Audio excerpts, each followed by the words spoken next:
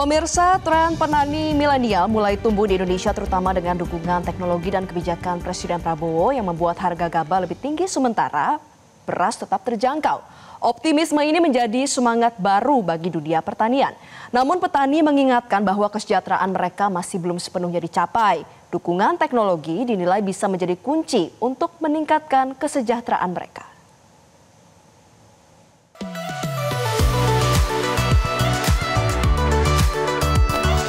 Pemirsa, 24 September diperingati sebagai Hari Tani Indonesia. Hal ini digunakan untuk merefleksi sebagai momentum untuk kita mengingat seberapa besar peran petani untuk membangun ketahanan pangan di Indonesia. Namun sebenarnya bagaimana kondisi petani di lapangan? Apa tantangan yang masih mereka hadapi? Kita akan membahasnya bersama perwakilan petani di Gresik, Jawa Timur sambil kita santap siang di Paradistrik Cafe. Paradistrik Cafe di Jalan Kalimantan, nomor 80 Gresik, Kota Baru, hadir sebagai pilihan baru untuk nongkrong dan bersantai. Tempatnya homey, luas dan cocok untuk kongko saat bersama teman. Namun minuman yang ditawarkan variatif, mulai kombucha, es beras kencur, es kopi susu gula aren khas Bawean, hingga teh buah kawis yang unik. Untuk makanan ada nasi goreng khas Paradistrik, nasi cumi sambal hijau, nasi paru, sampai mie Bangladesh yang jadi favorit pengunjung. Suasana nyaman dan menu Nusantara yang beragam menjadikan Paradistrik Cafe destinasi kuliner sekaligus tempat kongko di Gresik. Nah pemirsa, untuk lebih jelasnya sebenarnya seperti apa kondisi real di lapangan kesejahteraan petani, apa saja inovasi-inovasi untuk menyejahterakan petani. Saat ini sudah bersama saya ada Pak Bowo, Ketua Komunitas Petani di Gresik, kemudian ada Pak Suryadi dan juga Pak Arya, ini sebagai perwakilan petani di Gresik. Namun sebelum itu pemirsa, kita simak informasi berikut terlebih dahulu. Di saat inilah pertama dalam sejarah Bapak Presiden Panglima tertinggi mengucapkan terima kasih kepada Kementerian Pertanian, Kadis Pertanian sampai PPL. Khusus PPL, mana PPL, suara PPL.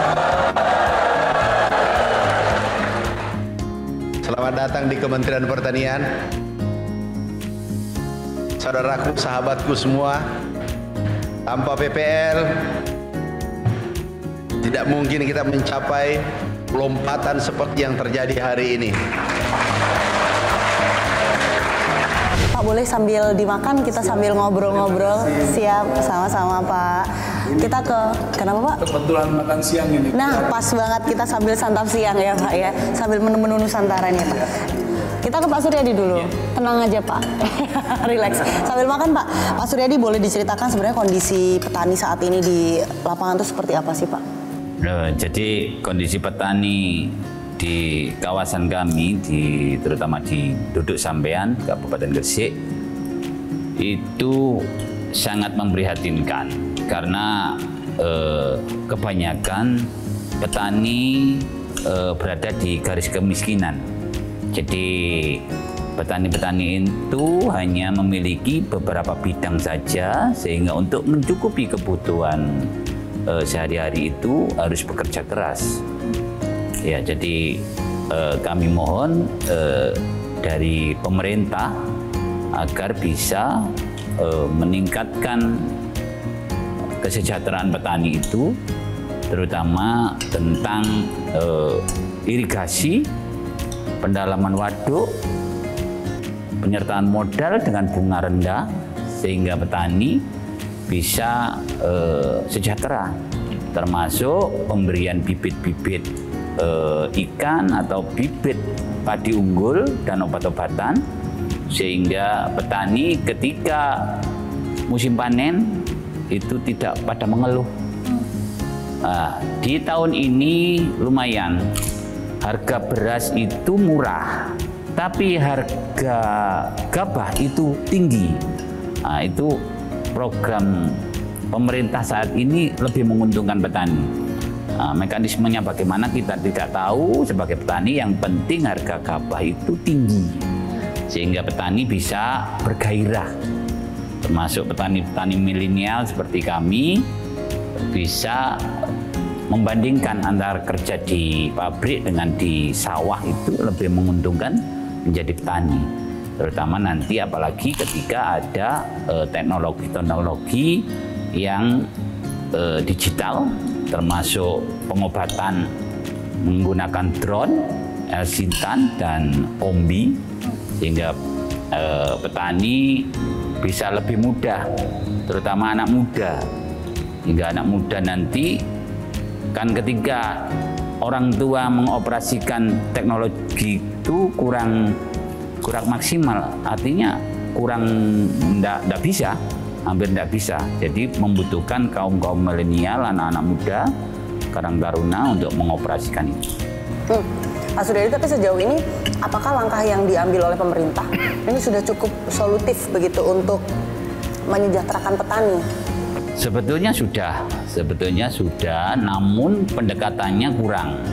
Karena petani itu ketika teori saja yang disosialisasikan, maka petani itu terkadang bersinggungan. Obat yang diberikan oleh petani itu biasanya obat A, petani diberi obat B tidak mau.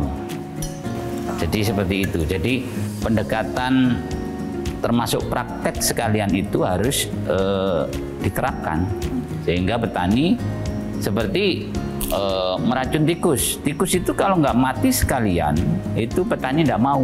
Padahal yang dianjurkan oleh pemerintah, tikus itu tidak mati seketika, sehingga yang lain bisa memakan racun tikus itu. Seperti itu. Oke, berarti memang masih dikatakan kesejahteraan petani ini masih belum maksimal. Namun sudah ada langkah-langkah yang diambil, seperti tadi harga gabah tinggi dan harga beras murah begitu ya di pasaran ya.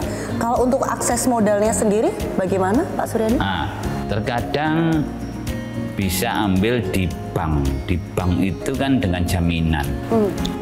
Terutama di BRI ataupun bank-bank lain, terutama nanti ketika terjepit mengambil bank titil atau bank-bank yang mencekik, bunga mencekik, sehingga ketika musim panen cukup untuk membayar hutang.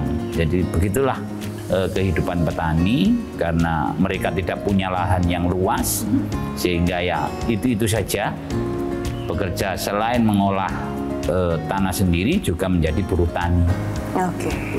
Oke, Pak Suryadi, terima kasih perspektifnya. Boleh sambil dimakan, Pak?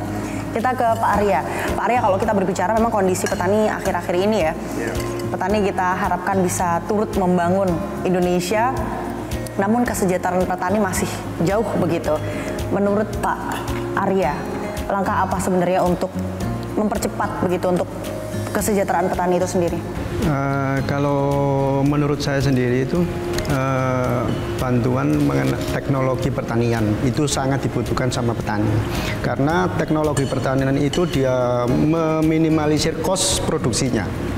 Jadi yang semula dengan pola tradisional, seumpama dalam 1 hektar itu habis 8 juta, itu hampir selisih 50%-nya. Bisa memangkas bisa gitu, memangkas biayanya itu 50% biayanya yang berkurang itu.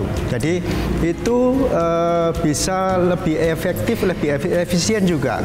Oke. Tapi sejauh ini apakah sudah ada Pak inovasi-inovasi yang langsung dirasakan oleh petani?